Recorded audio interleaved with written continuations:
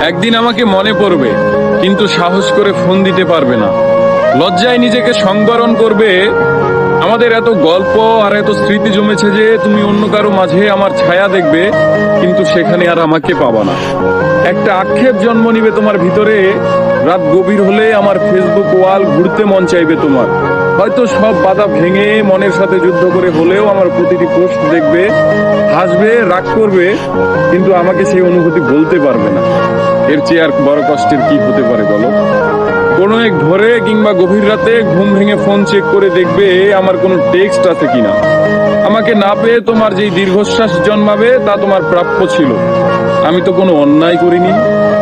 এখন যার সাথে আছো তাকে নিয়ে যতই সুখে থাকো, যতই ভালো থাকো, আমি জানি আমাকে তোমার মনে পড়বেই, কারণ আমি তোমাকে ঠকাইনি।